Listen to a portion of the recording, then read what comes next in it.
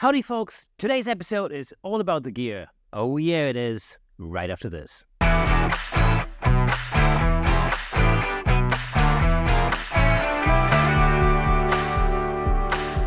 Welcome to Camera Shake, where we bring you the insider scoop on all things photography and videography, giving you a unique opportunity to stay ahead of the curve.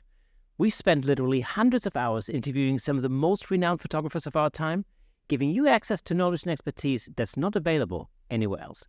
As always, I'm your host, Kirsten Lutz, and if you enjoy this content, consider lending your support on buymeacoffee.com/camerashake to help us create more exciting episodes for you. Your support really does make a difference. But without further ado, let's dive right into today's Gear Fest. If you don't know that, I've just come back from one of the most stunning places on the planet, the Lofoten Islands. You've also been living under a rock. But for those of you who are new here, here's a super quick roundup of what's been happening over the past few weeks. I went out to the Lofoten Islands, 200 kilometers north of the Arctic Circle, to teach one of the most breathtaking photography workshops around, with Dave Williams, the foremost expert on the Northern Lights. Together, we taught how to photograph the Northern Lights, the breathtaking landscapes of Arctic Norway, portrait photography with our Viking models who accompanied us for the entire trip, and we even went on a wildlife safari to shoot sea eagles out in the fjords of the Arctic Ocean. If you haven't yet, check out last week's episode for a first-hand account of how it all went. But today, I want to talk about gear. The gear we used to create incredible imagery and the equipment that allowed the participants to turn this workshop into a once-in-a-lifetime experience.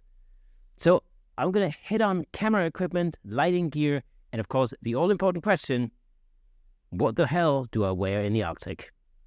But let's get started with some camera gear.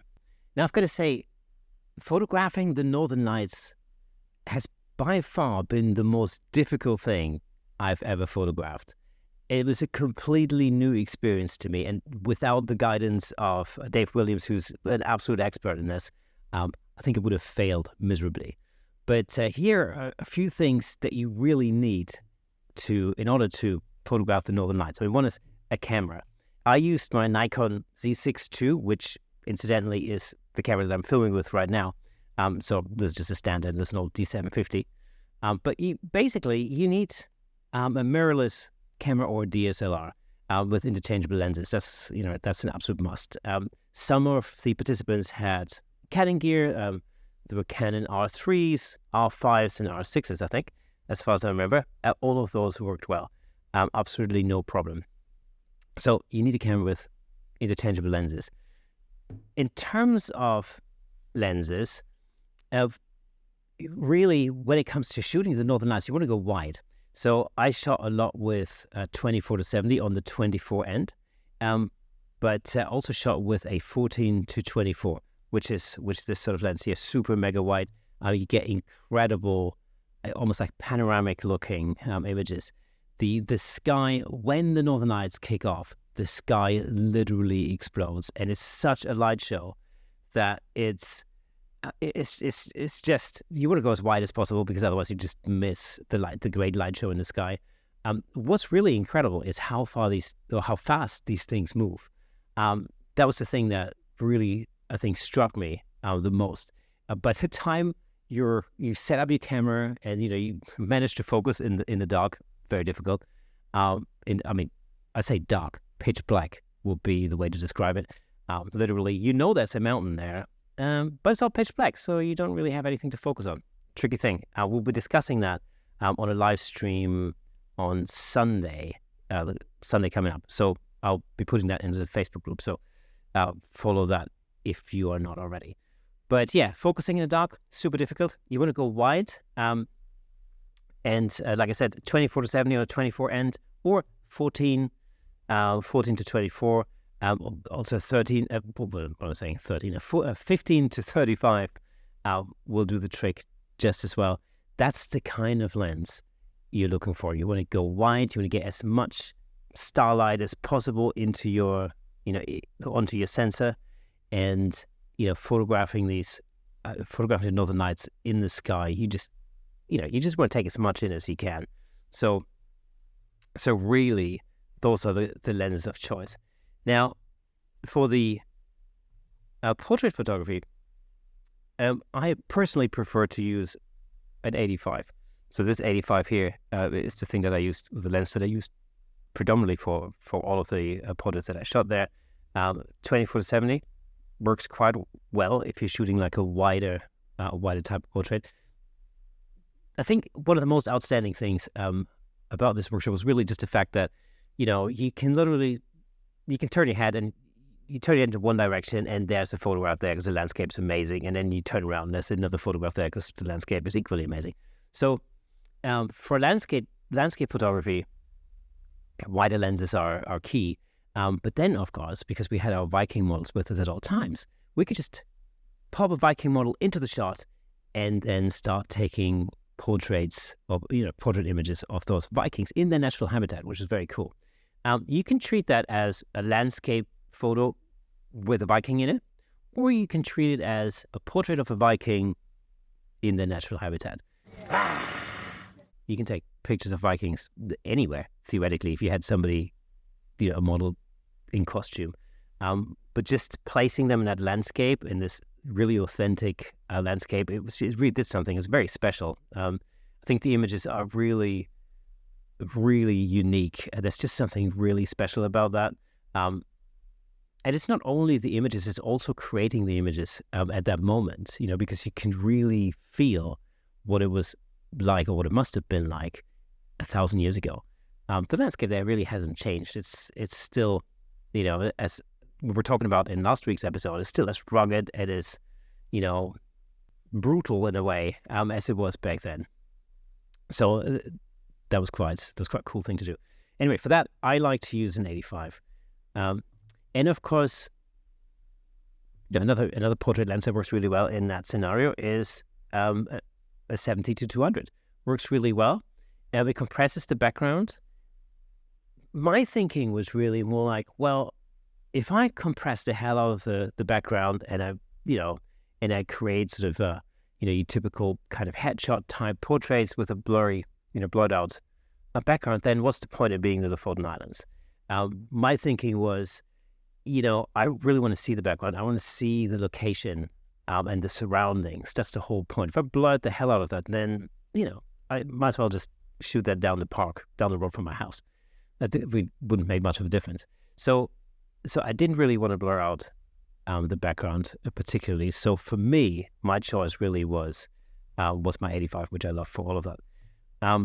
But 70-200, super awesome lens. Works really well for portraiture, of course. And it worked really well on our Sea Eagle safari, which I got to say, again, what a unique experience to see these animals, in their habitat. We were on a speedboat.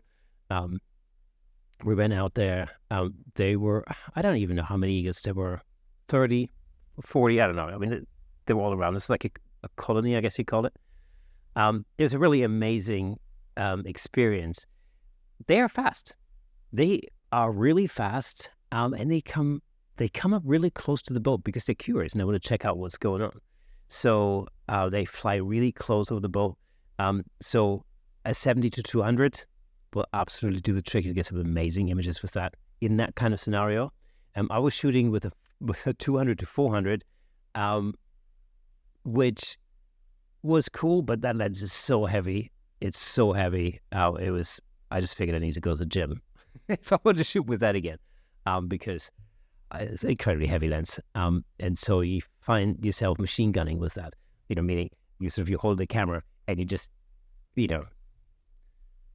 spray and pray, basically. That was the thing. I have a lot of excellent photos of wingtips. Difficult. I have a newfound respect for wildlife photographers. That has to be said. I've really realized how difficult it actually is to create amazing images. The advantage was that we didn't have to look for the eagles; they were just everywhere, and it was a completely unique experience. I've never seen anything like it. I never really realized how huge these birds are. They can have a wingspan of about 2 meters, which is about 6 foot. I'm sorry, 6 foot something. It really, these birds are much bigger. And when they come up to the boat and they fly in, they swoop in really close because they really want to see what's happening on that boat, whether it's a threat or not. or I think they're probably interested in the fish that we fed them. I don't know. But they swoop in really close, and you can see everything. You can see their claws. You can see their beaks. You can see their little faces. I never knew they had eyebrows. Since when have eagles eyebrows? I mean, that was new to me. But that's how close they came. It was a phenomenal experience. If I do that again, would I choose a 70-200? Yeah, probably because it's lighter. It's lighter. Or would I go to the gym before? Maybe. Being on a boat doesn't really lend itself to using a tripod. Obviously, that wasn't really happening. Even a monopod would have been difficult, I think. So it is handheld, and because there are so many opportunities to photograph these birds. The 400 was heavy. Too heavy for me. I don't know. I'm a lightweight. Anyway, so these were the three lenses. Oh, and the 24-70, which is on my camera at the moment, filming me right now. That's my bread and butter lens. I use it for lots of other stuff. I used it for, like I said, for lots of portraits, especially when there was more of a landscape in the photo. So I love that lens. That's I call it the moneymaker lens. It's just the lens that's on my camera most of the time when I'm not shooting portraits, of course. But those are the lenses. What else do you need? Lens cloth, microfiber cloth. Definitely. There was so much. I mean, it was crazy. The landscape there is just crazy. So, if you're doing anything like that, remember to pack microfiber cloths. Super, super important. That's also because the weather there is, it's changeable. We were there at the back end of September, and snow hadn't fallen yet, except for on the mountain peaks in the far distance. So we could see snow was coming in. It was only going to be a matter of days, possibly weeks. I know that as I'm recording this now, at the beginning of October, I've already heard that it's already been snowing out there. So, so the landscape at that time is interesting because it's, granite rock, it's Arctic tundra, and you don't really have snow. In January, it's going to be snow, and snow. So there's another opportunity coming up at the end of January. If you want to learn more about that, head over to idavewilliams.com/training. I'll put the web address down here somewhere on the screen. So, but that's going to be Arctic winter. So high time for Northern Lights, of course. Incredible. When it gets cold there, the cold air swoops in, and that means that the skies are going to be crystal clear. It's a phenomenal opportunity to see the aurora borealis, or the Northern Lights. But it is going to be cold, and we're going to be talking about what to wear in just a minute. But I just want to go through a few more bits and bobs that we used every day. Every day we were on this workshop. Hey, let me just jump in real quick to tell you about the amazing sponsor of this episode, Platypod. Platypod offers innovative camera support systems designed to unleash your creativity. With their stable, versatile, and portable solutions, you can capture stunning shots like never before. And I'm not just saying that. As the host of the Camera Shake podcast, I can personally vouch for Platypod's incredible products. They've become an integral part of the show. In fact, I'm surrounded by various Platypod products holding up lights, cameras, microphones, and so on. It's really helped to transform the way I make the show and the way I shoot at home, in the studio, and on location. But don't just take my word for it. Explore Platypod's website at www.platypod.com to discover their range of products, including the Platypod Extreme, Platypod tripod heads, and the brand new handle, of course. Make sure to follow Platypod on Instagram and Facebook at Platypod Tripods for exclusive updates, tips, and giveaways. By choosing Platypod, you're not only investing in your photography, but you're also supporting the Camera Shake Photography Podcast. Thanks again to Platypod, our amazing sponsor. Platypod, where innovation never sleeps. We were shooting landscapes and we were shooting Northern Lights, of course. That was one thing, but we were also shooting portraits of our Viking models. And we were using a lot of artificial light for that as well, because we really wanted to make them pop. And we also, because we did a lighting masterclass as well, so we taught on location lighting as part of the workshop. And so I chose to take a number of different lights that really made that job really super easy. So the main light that I used for this whole thing was a couple of these 8200 Pros. So these are Godox 8200 Pros. They are phenomenal lights. They're, as I found out, they are super rugged. They're amazing.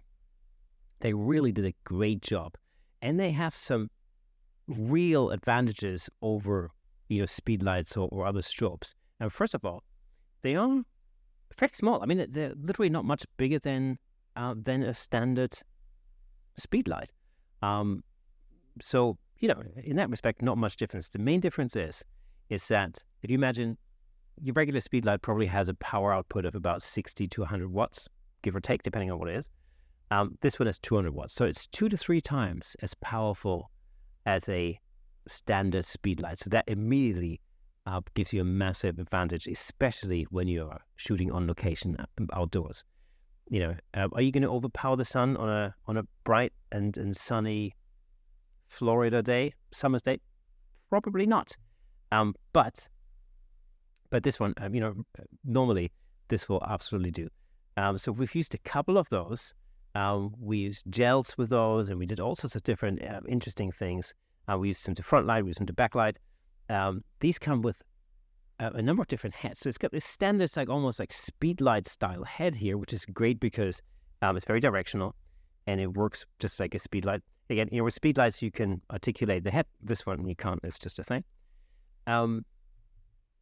But it also comes with this additional bare bulb head. And that's a great advantage the second you start using modifiers. So if you're using a softbox, strip box, anything like that, then having a bare bulb that basically distributes the light or emits the light a little bit more evenly, that's a great advantage. If you imagine a standard octabox, for example, which we used a lot on this trip. If you use the standard speedlight head, which I can never pronounce what that's pronounced, Fresnel, I don't know. Anyhow, is that called the speedlight head? If you use your standard speedlight head for this, you'll really create a hotspot in the center of the softbox, and that's especially noticeable when using a strip box. So with a strip box, lighting the strip box from top to bottom, that's going to be difficult with this sort of head. So you need, because it's very directional. So for that, you really need a head that's more of a bare bulb type of head, like a standard strobe. And with the 8200 Pro, it comes with this bare bulb head, which works perfectly fine. Absolutely no problem. Now, we did use octaboxes on location, but there were situations where that wasn't possible, predominantly because of wind. We had Arctic wind coming in. Sometimes it does get a little bit windy out there. So we used this little 7-inch reflector type of thing. And it's one of my favorite tools because, as you can probably, I don't know if you can see it, but it's traveled quite a lot and it shows the signs of the law of traveling. It's, it's dented and it's, it's a little bit, it needs bending, I think. I need to sort it out. But, it's character. And that works super well because it has just a standard Bowens mount. And what you can easily do is you can use these little clamp things. So what happens is you can take one of these 8200s and just pop that in here. Now the 8200 basically has a Bowens mount, and you can simply attach any light modifier that has a Bowens mount to this. Perfect. So, we used this little reflector a lot. Sometimes we use it with the bare bulb. Sometimes we used it with the prisoner head.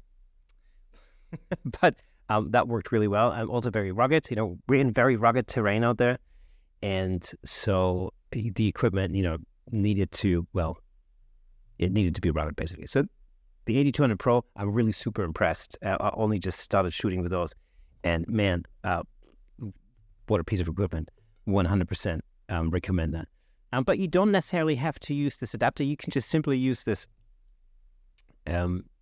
little geared head, which you can screw into the bottom of the 8200 Pro, and then you can put that on any light stand or boom arm, and so on. So you don't necessarily have to use it with this reflector. You can just use it straight up with one of these. Now, talking about boom arms. Now, I took a number of different things with me. I took a boom arm with me, and I took some lighting stands with me. The boom arm that I thought would work well didn't actually work very well because it wasn't really geared up to taking the weight of the light and a modifier, and so that kept slipping. Didn't really work terribly well. But what did work well was we just basically attached our lights to a Manfrotto light stand, one very similar to this one here, although it was a slightly bigger version of this. But that's just a standard Manfrotto light stand. It works really well. It extends out really quite far, and again, the bigger version of that extends out even further. Super solid. The light on there, it sits on the top of the stand, super tight, and that was much more comfortable to use that as a boom rather than an actual boom arm. The reason being was because it doubles as a light stand, you could just simply you could just simply put your light down. Open up the bottom of the stand, set it down. It'd be totally safe. And then if you need to use it as a boom arm again, you just pick up the stand, use it as a boom arm. It worked perfectly. So that's one lesson I've learned, and that's definitely something I'm going to do in the future rather than using an actual boom arm. Which once you're done with that, you're going to have to put this down somewhere, and it means you're going to have to put the light on the ground, or and not quite as practical. So I found that using it in one of these Manfrotto lighting stands, that actually worked superbly. Now, what else lighting-wise? Well, sometimes you just need that little bit more power. And there are two ways you can go about that. The 8200 Pro actually, so Godox make this twin head that you can plug two 8200s into, and that gives you 400 watts of power. So it basically just doubles the power. So it's effectively the same as an 8400. Fantastic. So if you're in a situation where it's a really super bright sunny day and you do need to overpower the sun for whatever reason and you need more power, then you can do that. That being said, there was not once a situation where that was necessary. So so single 8200 Pro outdoors worked perfectly fine.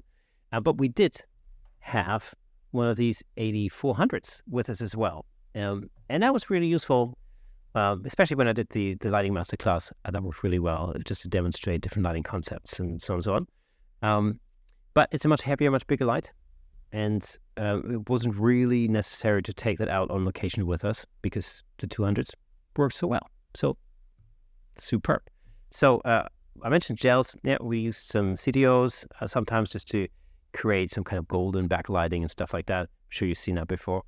So that worked really well. We went to meet the reindeers. So we created some amazing images there as well with reindeers. Some of the cutest animals I've ever come across. I mean, incredible. Funniest faces. What else? So it's a perfect location to do a lot of landscape photography. One thing to remember is that filters come in really handy. And that could be ND filters, like the big stopper, like 10-stop NDs, for example, which allow you to, create really smooth water and smooth clouds in the sky, and on all these amazing looking landscape images. Because we spent a lot of time in the mountains, but there are a lot of beaches as well. So we spent some time at the beach. We had horses available to us, so we shot the Vikings on horses at a beach. And the beaches are amazing. They're like, it's called the Caribbean of the North. So they're like white sand beaches and turquoisey blue water. It's just very far up north. So, but that was incredible. But for landscape photography, and a D filter or one of these circular polarizers, for example, that works really well. So having a set of filters does make a difference. And again, because it's just a perfect location to shoot any of those things, no matter whether you're into landscape photography, whether you're into shooting models, really, if you're into creating unique imagery, then this is such a perfect location. Anyway, so that was some of the gears that we used. And of course, talking about tripods, right? I should mention tripods.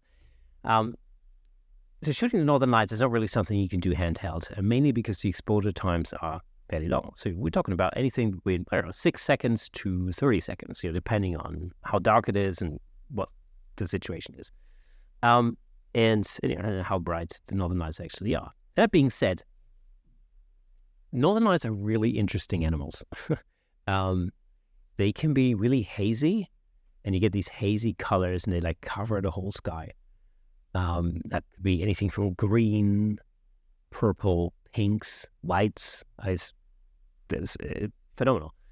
So they can be really hazy, or they can be really concentrated. So then you'd have these really incredible shapes. They look like beam streaks across the sky, and they'd be so intense that your exposure time could come right down to like 3 seconds, 5 seconds, something like that. But in order to shoot at those exposure times, of course, you do need a tripod. So I took a little Manfrotto travel tripod with me, but it works. Obviously, whatever tripod you have will work really well. But that's definitely a must. So tripod's important, and of course, anything that allows you to set your camera down in all sorts of different circumstances, depending on what kind of foreground motif you have, or what the situation is. And dare I say it, of course, all of our Platypod products worked fantastically well. I mean, the Platypod Extreme, which incidentally is holding up my microphone at the moment. So yeah, the Platypod Extreme, it worked perfectly. You can put that on a rock. You can put it on a moss. In fact, the spongiest moss, the spongiest moss I've ever experienced. I mean, literally, your whole foot sinks into the stuff. I mean, that'd be, my mattress doesn't do that. It was incredible. Anyhow, so I used to love platypods, and the variety of other platypod products, like the handle, for example, came in really, really useful, especially when we were filming. But yeah, that is, in a nutshell, basically the gear that we used to shoot. And of course, that was the gear that all of the participants of the workshop had access to all of the time. So, if somebody wanted to do a portrait shot of a Viking, I'd be there lighting it, booming the light in. Somebody else would be doing landscapes. I remember this one time when we drove past a location, and I said, "Okay, guys, let's just stop here and see what that's like." We walked out, and there was a photo everywhere. I mean, we spent a good couple of hours just at this one location. No matter where you looked, there was a sea, the mountains in the background, the rocks. I mean, it was just the sky. It was phenomenal. So it was really easy to create phenomenal, unique photography there. Again, my mind is still completely blown. And if that's what you want to do, I highly recommend you check out the workshop in the Lofoten Islands in January. There'll be a lot of snow. It'll be cold. It'll be slightly different landscape-wise. Obviously, it'll be a snowy landscape. It'll be just equally as phenomenal. But talking about snow, talking about cold, yeah, let's talk about that for a second. Yeah, what do you wear in a place like that? I'll tell you what you wear in a place like that. You layer up. Yeah, up 100%. Layers, layers, and layers. It is the Arctic after all, and although we were there in late September, it did get cold at night. It did get really quite cold at night. When you're out shooting for hours, yeah, it just get a little bit frosty. So long johns, layer up, various layers of what do they call them? Like mid layers, all the rest of it, fleeces, and of course a really warm coat and headgear. That's absolutely necessary. The other thing that I didn't really realize beforehand, but which came in really handy, was the little headlights. So I had one of these little headlights, just because if you ever try to operate your camera in the pitch black dark, then you know how difficult that is. And for those of us who don't have camera bodies with, light up buttons on the back, you can see how that's difficult. And with those exposure times, you really need to keep the light down to a minimum. So once you set your camera, all the lights come off, and then it's happy shooting after that. But it was dark, and it was cold. And of course, in January, it's going to be even colder. So if you are interested in joining that workshop in January, then make sure you've got, gloves, appropriate shoes or footwear is super important. And of course, really thick winter jacket, hat, that sort of thing. That's going to get you through those cold winter nights out in the Arctic. But yeah, it's a look. What can I say? Anyhow, it was fun. Now, I think that's pretty much it as far as the equipment is concerned. If you got any questions, then please put them down in the comments. Okay, folks, that's all for today. But before we go, let me just recommend another episode that I think you like. Check out episode 172, a discussion with all of the participants of our Lofoten workshop, with some great insights into what the experience was like. I'm sure you'll love it. If you enjoy our content, consider supporting us on buymeacoffee.com to help us continue creating and bring you more exciting episodes. It really does mean the world to us. And for those of you who are listening to the audio version of this podcast, did you know that there's a fully fledged video version over on YouTube with plenty of examples of our guest photography in full Technicolor? All you have to do is go over to YouTube, search for Camera Shake Podcast, and you'll be able to watch all past episodes on there. And if you're on YouTube already, well, get in touch and leave a comment. And remember to hit the like button, ring that bell, and share with your friends. You can help us reach a greater audience all over the world. Once again, thank you for listening and watching, and I'll see you next Thursday.